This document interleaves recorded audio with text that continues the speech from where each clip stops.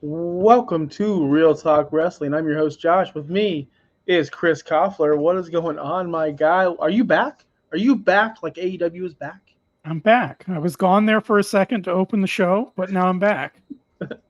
Man, what a tremendous month. Fantastic month AEW has been on. What a run. I know it's so sad to think like, oh, 4 shows in a row have been awesome. Technically it's only been 3 Dynamites and 1 pay-per-view, Yep. but I can't overstate this enough. I feel like I'm having fun watching the shows again. Every single night on Wednesday night. I look forward to it now. I'm in. I'm back. I'm back. I'm back You're into back. loving Dynamite, and it's insane. I was watching the show um, as I was doing OUS Fantasy. 8 o'clock was when we start OUS Fantasy here on the Finstock Sports Network, and it started. And I was just watching with no sound, no nothing going on, knowing that I could rewind it. And I was like, okay, we start the show with Mercedes, superstar. After her segment, boom, we get Okada, superstar. After his segment, Osprey, superstar. It's like we are back. No longer do we have to sit through the Butcher and the Blade versus Lucha Bros, not even fully teamed because Ray Phoenix is hurt, so we have whatever his face come in to fill in. No longer do we have Grandpa versus Orange Cassidy. No longer do we have Orange Cassidy opening the show. I was about to say that, but then I you know, got yeah. to it. I saw you working towards it. That I was thinking about this opening monologue all day long, Yep. thinking just watching the superstars on my screen that we were lacking for so long in this company. Now they were there. Tony Khan decided not to use them. We'd have more clarity on where Miro is and what happened in that situation if you've been following along. He's in Bulgaria, apparently, so he cannot be used. Um, Wardlow is being used more prominent. Adam Cole is now finally being used because of the injury, of course. We can't help that. But man, I feel like we're back. If Bryan Danielson would stop with the slap fights and get back to real professional wrestling, I think they'd be the number one company in the world. Yeah. That's just my opinion. Just wrestling wise, right? Now, I just did a lot of rambling. I'm excited, as you can tell. Tell me, Chris, your experience for the past month watching this product? Like you said, it's been much easier to watch. It doesn't feel like homework to watch the show as of late. It's getting more towards the appointment television. And like I was telling you, I think last night was the first Dynamite because the first couple, I'm like, all right, it's good. But every once in a while, through the streak of really bad shows, they were having like a one off good show here or there. And then it would go back to being unwatchable. So I was a little hesitant to completely dive back in. I've usually been having to split watching Dynamite into 2 days. Like I usually go from like 8 to 9 or 8 to 9:30 at best. Last night was the first time I went from 8 to 10 and watched the entire thing. 10:05.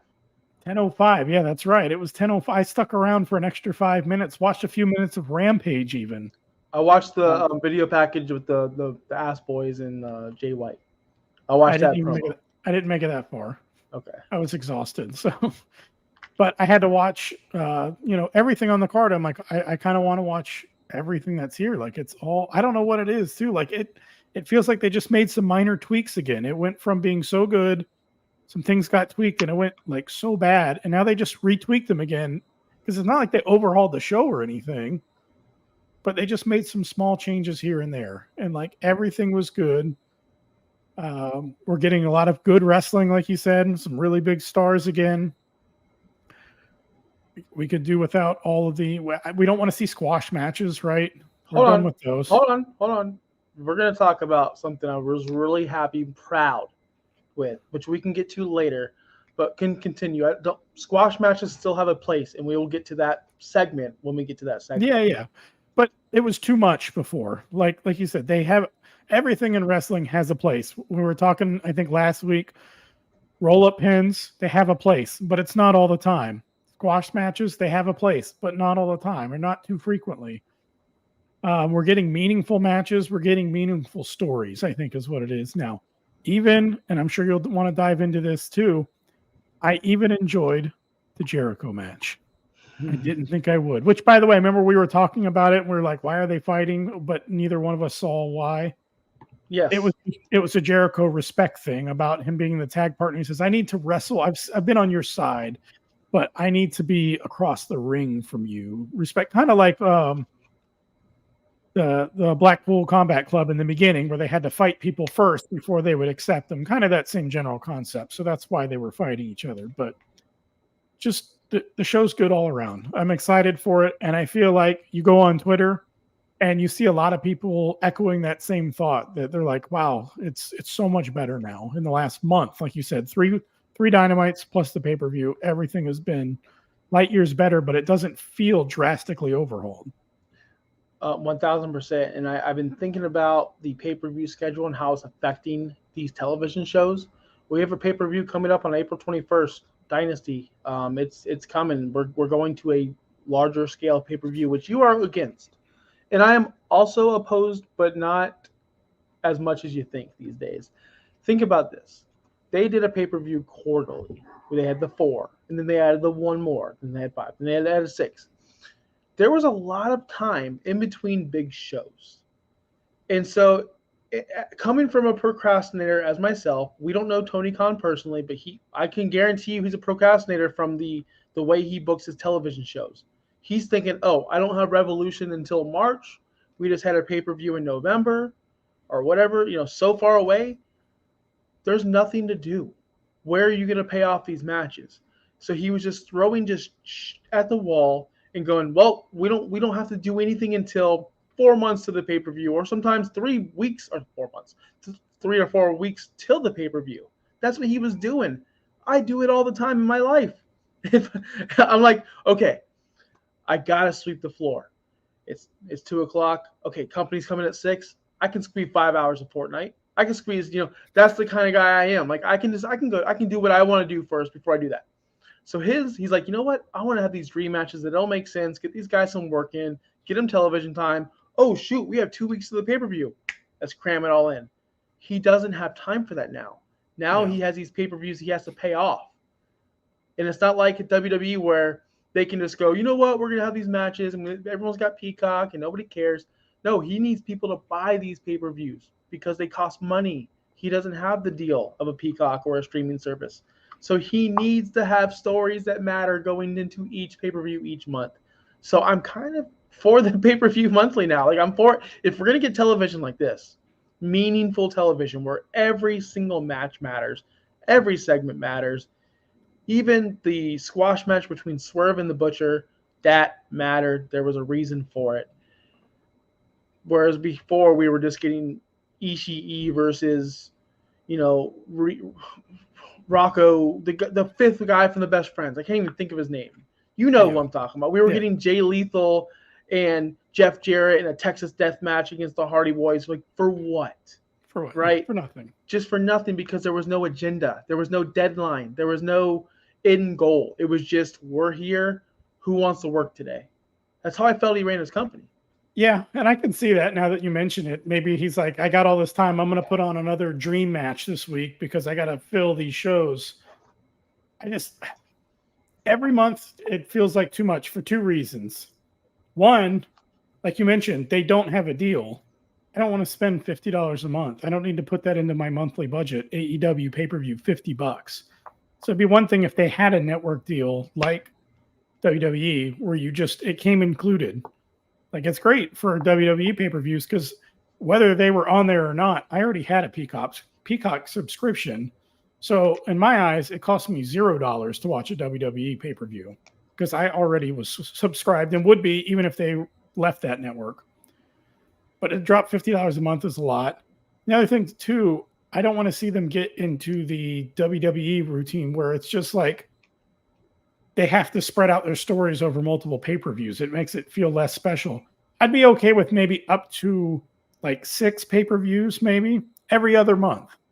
So you do have some time to build, because when it's every month, it's like you have your pay-per-view.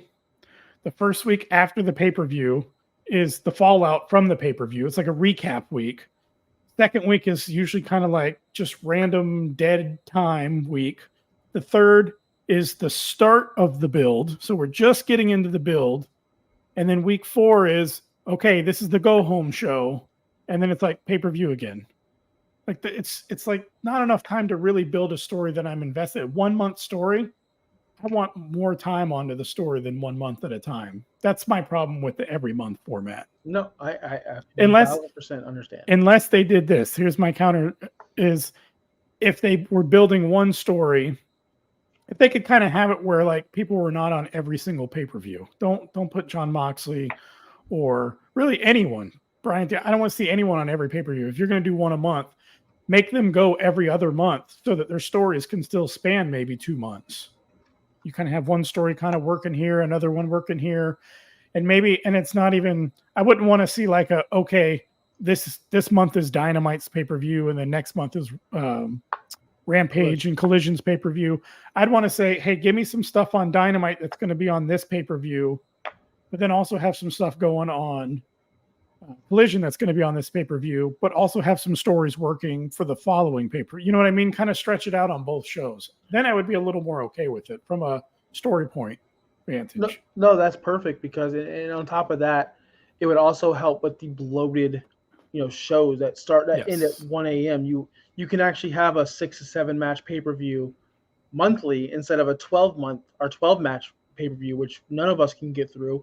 It's unwatchable at some points. You have to take a nap, you have to take a break because 8 hours straight of wrestling is kind of boring. That's why WrestleMania was broken up into 2 nights. And honestly, I prefer the 2-night situation over at WrestleMania.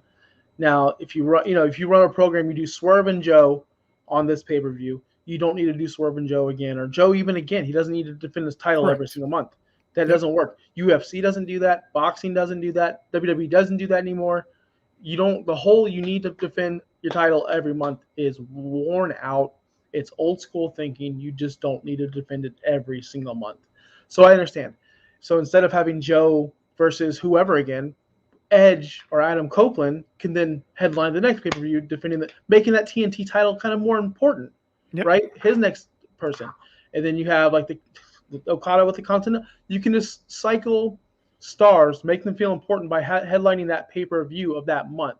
Yeah. You don't always need to have the champion of Joe or whoever it is at that time main eventing the show. I like that idea, Chris. I wish they would implement. You don't need, like you said, you don't need the same people on monthly. Nope. You have a giant roster. You're adding stars left and right. Yep. You have Ospreay and Okada. You have I already went through at the top of the show, superstars in this company. So let's talk about the show, man. I'll just say real quick, maybe you only repeat whenever they figure out whatever I still don't think we really know. What is their WrestleMania? Is it Revolution? Is it something else? Do they really not have one? I don't know, but that would be the exception to the rule of like when someone can double up on a pay-per-view is whatever your big show of the year is. If they work the show right before, they could still come back and work that show. Outside of that, don't put them on consecutive pay-per-views. Agreed. So let's talk about AEW Dynamite. Before we get into Dynamite, though, I do want to let you guys know we are in the off-season of NFL football. This is the Finstock Sports Network. We do have the NFL Draft coming up, so make sure you stay tuned to this network at Finstock Sports Network for all of your updated Miami Dolphins news. And, of course, every other team in the world. We don't just cover Miami Dolphins here. We also cover fantasy football. We also cover the NBA and many, many other sports. So stay tuned to the at Finstock Sports Network. If you're here now and you're new, make sure you click that like button, hit that subscribe button, make sure you follow us. Every single night we have a show running, every single night, especially professional wrestling. Who would have thought a sports network would have professional wrestling? But here we are. Make sure you also follow me on Twitter at Josh Kimmel OUS and at RTW Chris, as well as, of course, Finn's Talk Sports Network. So AEW Dynamite was a banger. Again, like I said, we started off with Mercedes. I didn't think that was the right call. As a big Mercedes fan, I don't think she should have opened the show after the huge dud that Dynamite did last week in the ratings. Now, I will say this. I said this on the show, massive mistake having the women main event. They lost 100,000 people in that quarter. The last quarter lost 100,000 people, including me. I didn't watch it because I said I can watch Mercedes highlights on Twitter the next day. I do not need to sit through a 10-minute Willow Nightingale versus Riho match. Sorry. Don't need to do it. and 100,000 other people did too. So bad move.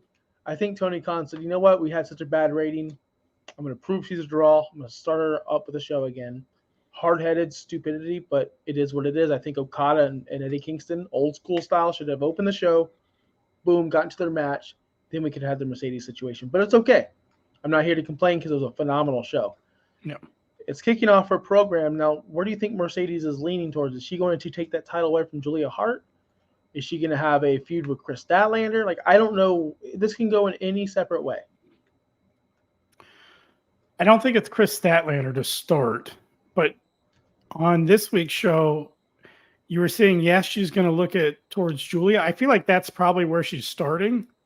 But then also, I think they're going to do a little bit more of the long-term storytelling with Willow, because they were kind of playing to that whole thing where, oh, she hurt her in New Japan. You know, they haven't shied away from mentioning or alluding to that. And then their little segment in the ring, lights went out. She comes up and she's holding a chair to go after them, but it looks like she's going after Mercedes a little bit. So I think they're just kind of like they're planting the seeds for that story later on. But I think she's going to be going after Julia Hart and Sky Blue. Maybe she ends up with Sky Blue first. Like Julia Hart's like, you got to go through my person first. So I would say she's going to start there. So we have a situation where she goes through Sky Blue. She gets Julia Hart at the pay-per-view. Willow comes in long-term, as you say, maybe shorter than we think, screws Mercedes and sets up that match. I just don't see Mercedes holding the TBS title. She's bigger than that. She's a bigger star than that. She belongs in the main event title. She belongs in that tag match, pinning whoever, Tony Storm in that situation, not Thunder Rosa, but here we are. I know you were super stoked to see her on TV. I knew it. I knew right away. I'm like, Chris is so happy. Thunder Rosa's back, baby. I can't wait. Oh, man. It was rough. That's the only time I walked away from the TV last night was that match, by the way. Yeah. So we won't be speaking about Thunder Rosa. Seriously. No point. But I think Mercedes, we need to see more. Usually when guys come in, look at Okada. Came in, boom, already wrestling matches. He's wrestled, I think, 3 matches already since he's been officially signed. Ospreay, not as much, but because he's injured. I mean, they almost try to kill him at the pay-per-view. Yes. And Mercedes, all she does is dance in the ring. That's all she does. Yes, there's a lot of that. Way too much. I don't know if she's just like overjoyed and like maybe a little nervous to be back, almost like in front of the crowd and everyone. And because that's what I felt like, where she's just kind of like there and like looking around and the music's still playing and it kind of looked like, what do I do? Yeah. And then she just kind of like gets into it again. I'm like, this just feels awkward. Like she needs to get off the microphone. Yes. Let's just put her in a ring. Let's get back to wrestling. Yes. Like you said, right away. I don't want this to drag out for a month of her coming out to cut promos and dance around. Let's get her right back in the ring. Here's the problem. Week. Here's the problem with Mercedes, and I'm a huge Mercedes mark, so don't come after me, people. This is 1,000% the biggest. No one's a big one. There's more bigger marks than me. There's people that think that they are Mercedes, and they try to friend request me on Instagram every day. Mercedes Monet 1248. Yeah, sure, pal. But I feel like she thinks, and Tony Khan thinks, that she's a bigger deal than what she is. She's not CM Punk. She's not even Okada, to be completely honest with you. Okada came right in and wrestled. Like I said, he's already wrestled 3 matches, already in a major program, already a champion. We'll talk about that later. But Mercedes, they're like, oh, you have to pay to see her wrestle. Nah. I don't think that's right. No one's ever been treated like that in AEW. CM Punk was probably the only person, but I think he even wrestled Darby Allin. Was that Darby Allin match on pay-per-view, or did he wrestle on Dynamite? I don't remember. Tony Khan, where it was that. But yeah, I get what you're saying, though. But Tony Khan puts all his new stars, no matter who it is, they go, oh, you're wrestling on Dynamite. Because you know why? Because they want to. Because they were stuck either behind WWE or New Japan, and they weren't getting the opportunities to do what they wanted to do. And these people come in. Adam Copeland came in right away, wrestled. Yep. We didn't have to wait. We didn't have to wait for him. And he's a way bigger star than Mercedes ever will be. Let's just be honest. I get what they're trying to do to make her be bigger than what she is. But the problem is she's not. I don't know what they're holding back for, but she needed to be in a ring and wrestle last night. I expected her to wrestle last night because every other debut does right away. Adam Cole, right away. Jay White right away. All of them right away. Why are we waiting for her? She's not we saw the numbers. She's not a draw like we thought she was going to be. She's just Like not. we thought, or like Everyone, the general public, right? The general public. So, I mean, can you agree? She needs to be in the ring before the pay-per-view. She needs to be in the ring. She needs to wrestle either a tag match, maybe have Willow and Mercedes versus Julia and Sky Blue and like a throwaway tag team match. Something has to give. Don't throw her on Rampage. Don't throw her on Collision. Needs to be on Dynamite. Yep. But this whole like she's too big. No one's gonna pay to see Mercedes and Julia Hart. I'm sorry. Sorry, it's not gonna happen. Maybe if it was Mercedes and Britt Baker. There you go. That's what I was thinking. Maybe it was Mercedes and Toni Storm. Maybe if it was Mercedes and why can't I think of her name? The injured British lady, Jamie Hayter, right? Yep. But we're not going to pay to see Julia Hart in Mercedes. It's just not going to happen. So get her in the ring. I love it. But by the way, I love everything they're doing with her except for get her off the mic. She can't talk. Yeah. She never has been a talker. Did you see? I think it was about the time that she was on TV last night. Britt Baker had posted a little something on her Twitter, and I think it was directed at her. So I wonder if they're also kind of have that brewing in the background right now to get ready for that, because I feel like that would be a huge match to have Sasha and Britt Baker. There was a huge report. By the way, where is Britt Baker? Is she injured? She's working. She's a dentist. She didn't have a lot. She hasn't had time off in a long time. She deserves this time off, but I understand what you're saying. And plus, I want the time off. There was a time where she was the only woman, and she was in every single program. She was. And it was. But I feel like it's been forever. Like, how long has it been now? It's been months. I'm okay with that. She can stay away. Maybe she's waiting for Jamie Hayter to come back. Maybe they're going to come back together. Because honestly, they need to be together because they were a good team together. Although they botched Jamie Hayter's turn, by the way. That was a huge botch, never turning on Britt Baker. But I digress. So after that, we have Okada versus the, I guess, the mechanic-looking guy, the Eddie Kingston. No, I love Eddie Kingston.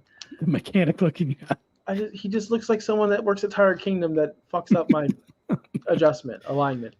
He does. He looks like the guy who took off my tires, which is fine. I think Eddie Kingston's phenomenal on the mic. I really do. Yes. Oh, he's one of the best. And if the dude ever worked out a day in his life or actually cared about his diet, he'd be a top guy. He really would. He really would be a top guy if he'd give up the whole thing. Oh, I hate that move. Listen, that is my least favorite move. Like every time he comes out to wrestle, I love watching him wrestle. I love his promos. I love watching him wrestle. I like his entrance. It's something different. He's got that high energy music and he doesn't strut down the thing like he fucking power walks every time, right? Yep. So I like it. It's something a little different. The only thing is that move right there, that little chop where like he's chopping and then what does he do? Like hit him. I don't know what it is. It's not a good signature move. It just needs to go away. I don't know what it is either, and I cannot stand it. But be that as may. But Okada, man, winning the title. Did you think this was a good move? Did you actually think this was going to happen? I thought it was going to happen. You did think it was going to happen? Yeah, because why put Okada's in a situation where he can't lose? You can't have him lose. You can't have him lose right away. Would it be an F finish where maybe Okada wins by DQ somehow? Or that's what I was thinking. In some way, he still wins the match, but doesn't take the title. I just didn't think they were going to take it off Eddie Kingston that quick. Well, this is for the bigger picture because Eddie Kingston and him are going to probably wrestle at the pay-per-view as a rematch. Yeah. But so again, why didn't you save it for the pay-per-view? I don't know, because maybe they're in Toronto. They had a big crowd, a hot crowd, a very good. Yes. That was a really good show.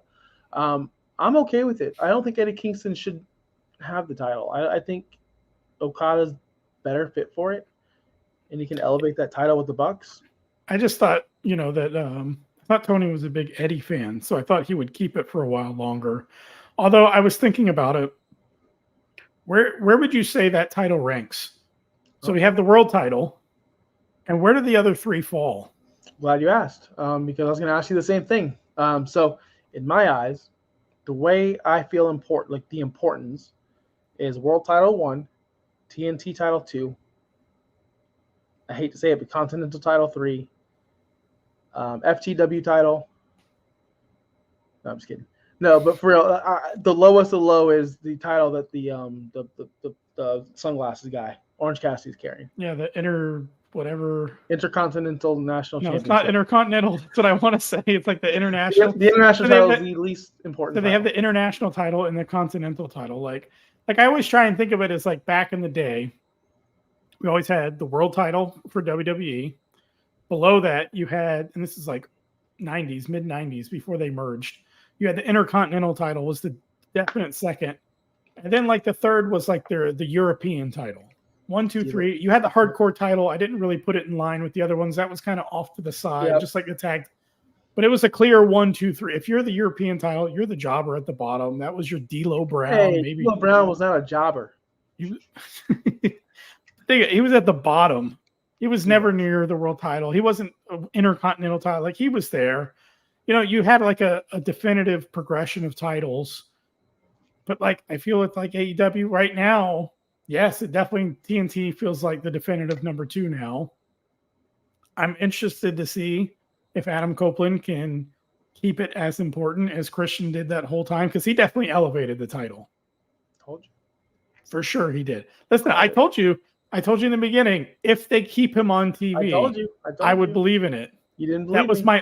No, I did believe you. My only problem with it back then, before he got it, was anyone that got it would disappear off TV right after getting it, and they would only show back up like to lose the title to the next guy, who would then disappear. Right. Okay. So if they keep it on, if they keep the TNT title on TV, it would be better. But out of those other two, I don't know. I would have trouble ranking them just like you did. I don't know which one is considered better. Maybe now we're going to have a clear number 3. Let's play a game. Erase your memory. It's going to be hard to do, but erase your memory. Strip the titles from all 4 of the single champions, right? The men's singles: Joe, Copeland, Orange Cassidy, and now Okada. Take all 4 titles and pair one title with one person. Where would you? Let's just play the game. Where would you put the AEW World Championship? Where would I put that? But it's with the current champion. With the current champions. Where would you align the AEW World Champion? I think that would just by looks, wrestling ability, promo, like the person. Just erase everything you know about. Well, when you say promo, that kind of throws a little. But I would say Okada would be at the top then, right? With how big of a star he is. That's what you say? Okay. I put Adam Copeland. I would say he's my world champion. Yes. So okay, now take the Continental title. Where would you put that? That's what number 3? Doesn't matter. Just where would you put it? This is gonna say a lot. That's where I put Adam Copeland as the Continental one. Okay, my Continental. I'm gonna go. My Continental Championship would be Okada. Okay, so sticking with Okada. Okada, yes. TNT title. TNT title, that would be the one I'd give Joe. International title, Orange Cassidy. So we aligned that the worst of the worst is international with Orange Cassidy, right? Yeah. Now, I put Okada at the second Intercontinental, and I put Adam Copeland at the World Championship. We have them. Where did you put Joe? You put Joe TNT? TNT, yeah. I put Joe TNT as well, right? Yes. Okay. So that's our number 2 title. So, but we just have 1 and 3 switched. Yeah. So the whole point of this was, if you take everything away, we know we're international lands. We know, I don't know, you think Okada is better than Adam Copeland, which is mind blowing. But it is what it is. He's a bigger star, though, isn't he? Am I wrong?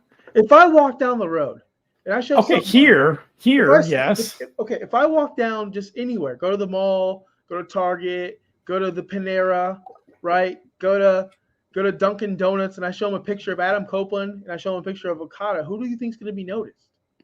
This is American television, Chris. This isn't international television. We live in America.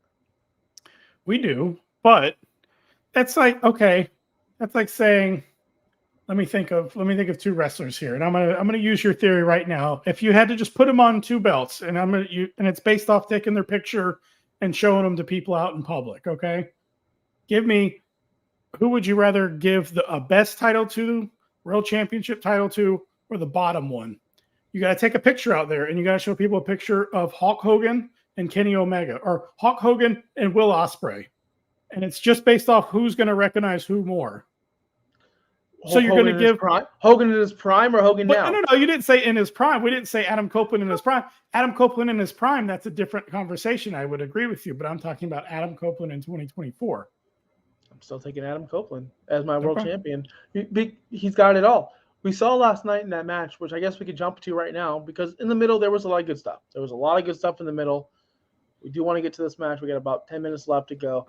I want to bring up this Adam Copeland match because I think it was brilliant. I think the whole thing was great. The hockey fight. They're both big Toronto Maple Leafs fans. Matter of fact, the last time the Maple Leafs and the Lightning played in the playoffs, they posted a picture at Amalie Arena, and I commented, "Oh, losers" or something like that. And someone told me I was rude because they were enjoying a game, and I called them losers. Look, it wasn't for Christian and Adam Copeland. I'm just a huge Lightning fan. And if you come to my city and you go to my Lightning game, you're a loser. In the playoffs, they lost that series. That was the year they lost. Anyway, the Lightning lost, yeah. No, that was the year the Lightning won. The Leafs lost. And then the following years, the Lightning lost. But anyway, I love that because they're huge hockey fans. We all know that. If you didn't know that, now you do. That was brilliant. The hockey stick play was awesome. Do you think that was already pre-broken, the hockey stick? Of course, all of that stuff is pre-broken. We found out that the glass that Darby Allin and Sting used was real glass. Did you not read that? Yeah, that was real glass. But there had to be a special kind of glass. Yeah, it was a special kind of glass, but it was still technically, it wasn't the sugar glass that you see at the bottles. It was like some kind of glass. Because obviously Darby Allin got bleeding. That was real glass. No, I didn't think it was sugar glass because I've seen people go through that and whatever, and it leaves like no marks. But I knew it wasn't regular glass because whenever you break that, it breaks into big jagged pieces, and that obviously wasn't the case. No, it wasn't the case. I agree with you there. But okay, so we don't know if they're just being crazy people that are just, they can do whatever they want. We've seen many people in that company do whatever the freak they want with no regard to anyone's health. Safest company in the world, by the way. Yep. There we go. We have a YouTube watcher. AEW's been pretty solid the last 4 weeks, while WWE, man. We at the very top of the show, we celebrated the 1 month anniversary of AEW having the greatest run in the past 3 years, and it's been amazing. Maybe ever. Yes, maybe ever. It was great. So we do have Adam Copeland and Christian talk about. It was hardcore. It was an I Quit match. They did innovative things with the ladder, things I never seen before, like putting the ladder upside down and doing the suplex on top of those little, the hinges. Yeah. They put the ladder as a bridge and did a little move, that the Edge's little move where he grabs the shoulders and slams them down. That was, I'm not taking that bump. Never. I'm literally never taking that bump, or ever want to. We had the spot where Adam Copeland put the table on the barricade, and you saw a fan touch it. And you saw Adam Copeland, don't touch the table or back up. You saw that? Yeah. That fan was like, oh, I'll hold it for you, buddy. Yeah, I got you. I'm gonna hold it. No, leave it alone. Back up. I didn't like how it was set there, where the staircase was in the way. I'm like, he's not gonna hit this spear. It's 1000% going to be countered. But either way, it was such a fun match. Now, tell me your thoughts on this match, because I don't want to pick it apart at the end, because in the end it fell apart. But before the end, before we had Nick Wayne and Luchasaurus or Kill Switch come out, the match was phenomenal, and it was just overbooked at the end. Yeah, absolutely. That's the best way to put it. Going through the match, it was kind of what I was hoping for. It was the right place to do it. Whenever they originally announced that match, I didn't realize they were going to be in Toronto. And so it made a lot more sense when I realized this week's show was in Toronto. But that's the right spot to do it. You got the hot crowd. And then they were doing very well. They worked well together. You can tell that they've been working together for years, putting on a great match and good spots, a little slow at some point, but it's fine. Overall, the match had pretty good flow. And then it just, like you said, everything kind of fell apart at the end, where all these people started coming out. And I remember watching that. I'm like, oh, Josh is going to have something to say about this tomorrow, with everybody coming out. And I was just thinking the same thing. This is too much. The spotlight should have been on them. I didn't really feel, because, sometimes we'll sit and watch matches like that, and you're like, where is such and such person from their team? Why aren't they coming out to help them out or whatever? That thought didn't even cross my mind. I thought from bell to bell it was going to just be the two of them, and that's all it really should have been. I The agree. spot in the um, penalty box with the jerseys and everything, that was great. That was a nice little touch, stuff like that. The hockey stick, that was all great.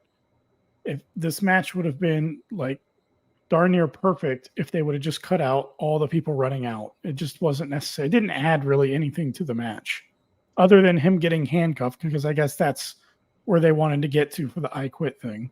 I get it. I So wish they could have done that some other way. He still handcuffed him, but not with everyone else out there. I agree. So we do have a question. I want to get to it. Kromenakul, I'm sorry if I butchered that. He wants to know, who do you think takes the title away from Copeland? He thinks it's going to be Garcia or Starks. Maybe the Adam Copeland, Open is back, like the Open challenges. Listen, I will say this right here. I want to give my comments on it, then I'll let you talk, Chris. I don't want to see any more open challenges. We've seen so many open challenges throughout AEW's dark times. The last 2 years was the open challenge era. It was Orange Cassidy open challenge. Adam Copeland's open challenge lasted a little bit. It stopped. We had everyone had an open challenge, and I'm kind of over it. I want to see story. I don't know if Garcia is going to turn heel and take it away from Copeland. I'd like to see it. I'd like to see a program between the two. Um, I would also like to see maybe some younger up and coming talent try to feud with Copeland and take it away. I'm not sure where we're at yet because I'm still trying to think of Adam Copeland's a TNT title. Where does he go from here? Because are him and Christian done? Like, is it completely done? And if it is done, where does Christian go with his team? They just lost. Usually when a heel loses a match like that, there's a reason why they move on from the babyface. I don't know where they can go. But with Adam Copeland, there are some Ricky Starks would be great, right? But we don't know if Ricky Starks' status in AEW. They just throw him into a random tag team, and then all of a sudden he's gone, just gone from TV. So, Chris, who would you have lined up for Adam Copeland moving forward? Moving forward, starting like next week? Just anywhere. Or, well, within a couple of weeks. I don't know. I think like a Daniel Garcia is intriguing. I think they would work really well together. I think that would be a good spot for him to start. I don't know. He could either do a young up and comer. He could also go with a seasoned veteran as well. I would like to see them now move away, though. I don't want to see him get tangled up with the Christian. I have to stop you. Go ahead. This is how irrelevant the international title is. I got someone texting me right now. Roderick Strong is the international champion. There you go. Oh, yeah, that's right. That's how irrelevant that title is, people. I'm sorry. Yep. That was at least. Hey, thank you so much for catching that and texting me. We were talking about Orange Cassidy. Oh boy, but Roderick Strong's the international. That's champion. Right. He did. He won it, but then yes. Wow. That's right, because they wanted all the gold, but they had that title mixed with the what was it, the ROH tag titles. So that's not really all the title. You know what I mean? Cash would be awesome for Adam Copeland. Yeah. But I don't think they're leaning in that situation. I think they're going to try to feud with Ospreay, and maybe Ospreay gets his group back. I hope that's not the case. But because I want Takeshita in a better role than just this Don Callis family. Now, following up, I'm sorry I had to cut you off. I just had to get that information out before I left. That's some breaking news there. I think you can go a lot of different directions with Adam Copeland because he's such a seasoned veteran. You could put him against another veteran. You can put him against a young guy. I feel like it's a hard question to answer because I think there are so many good answers. Like it's hard to pick a wrong answer, just as long as it's not stuck in a feud with Christian in his group. We've seen it. Don't overkill it. Maybe we can revisit that down the line somewhere. But I'm ready for him to kind of move on from that now. I agree. I want Adam Copeland away from Christian right now. I do believe they will have a run as a tag team somewhere down the road. Whether, maybe Luchasaurus turns on Christian one day or Kill Switch. And then we feel sympathetic for Christian at some point. And then Adam Copeland comes out and makes a save. Or, something happens where his family's falling apart and the only person he has left. Kind of like the whole Bloodline situation where the family fell apart. Jey Uso fell out of favor. He feuded with Sami Zayn, and all of a sudden Jey Uso had no one left. So Sami Zayn did what he had to do, against Kevin Owens' wishes and still helped out Jey Uso. We can have the same situation where Adam Copeland can forgive Christian for what he's done because of everything. They're long past, and maybe they can reunite. Now, as far as the future, I would love to see, even though I don't kill me on this one, but I think we could have a fun match with Moxley in Moxley and Copeland. The promos will be there. The promos will be good. The history, they can both work. They're both WWE X people. They can put on a good program. I'm not a Moxley fan at all. If Moxley can work a real wrestling match with real wrestling moves, with real wrestling psychology, and put him with Adam Copeland, I feel like there could be some magic there. Just something to think about. Yeah. In my dream mind, Crom, man, Kenny Omega coming back. But I know that's far away. I know. I don't want to keep my hopes up, but Kenny coming back, Kenny versus Copeland would be phenomenal. I'm here for that all day long. Takeshita, there for that all day long. Ricky Starks. Daniel Garcia, he needs a drop daddy magic. That was my biggest thing last night with the overbooking, going back to the match. You had Daniel Garcia run in. That's fine. He's had history with Christian Cage. Daddy Magic is just a fourth wheel, third wheel. He has no relevance to the show. I like him as a personality. He could be a good mid-carder. Mm-hmm. But, man, I'm always going to think about the time Adam Copeland won the TNT title in Canada and Daddy Magic's in the fucking ring. Like, I'm always going to think that. God damn it. Like, they could have had a perfect ending with Adam Copeland winning that title in Canada, and Daddy Magic was freaking there. That's all. Nothing against him. It's just he didn't belong, in my opinion. No, it wasn't the right spot for him at all. Daddy Magic should be either a manager, a role player, and I don't think we see Jeff Hardy. I hear their contracts are coming up, Matt Hardy and Jeff Hardy, so they could be on their way out, which they should be. They're not being used. So. No, they're not. There's not really a spot for them anymore. Jericho should not be a commentary, by the way, Crom. I cannot stand his voice. And I'm a Jericho mark. He's my favorite wrestler. You're new to the show, probably. Jericho's my favorite wrestler of all time. He got me into wrestling back in the WCW days. I was a WCW kid. This is history throughout the show. Everyone knows it. Jericho's my 101, but I am so sick of Chris freaking Jericho. I don't want to see Jericho near anyone. But he did all right yesterday. He did. Against Hook. He had a good match, yes. Yeah. But let's see if it continues, because every time Jericho does something good, he takes one step forward in my eyes. Then he'll take 3 steps back. Yeah. He'll elevate Daniel Garcia and possibly get him into the Bullet Club, Combat Club, whatever it's called. And then all of a sudden, boom, nope, he's back in the freaking Jericho Appreciation Society, where Daniel Garcia had a rocket pack strapped to his back to the moon, and Jericho said, nah, we're good, and took it off. Yep. I'm sick of it. Daniel Garcia could have been a way bigger star if Jericho wasn't in the way, and I'm afraid he's going to do with that to Hook. I don't want to see him ruin Hook. That's all. Remember, this Hook thing was only a temporary plan. This wasn't the original plan. It's only because Sammy got suspended. So maybe there's still some hope for Hook out of this. Maybe this will work out where Hook gets that beginning part, the step forward, and then Sammy Guevara can come back, and then Hook can go away from him and just keep riding that momentum separate from Jericho. Maybe. That's just my babyface optimistic thinking here. Yeah, I would hope. Sammy Guevara, to answer your question, Crom, is suspended for what he did to Jeff Hardy in the ring. He actually landed on his face, broke his nose, broke some other face bones, and then proceeded to pick him up and slam him on his head again. Yep. Instead of just finishing the match right then and there. So he is suspended. 4 of the 4 pillars are out of action. MJF, Darby Allin, Sammy Guevara, and your boy, Jungle Boy, Jack Perry. Why was he ever a pillar? Why?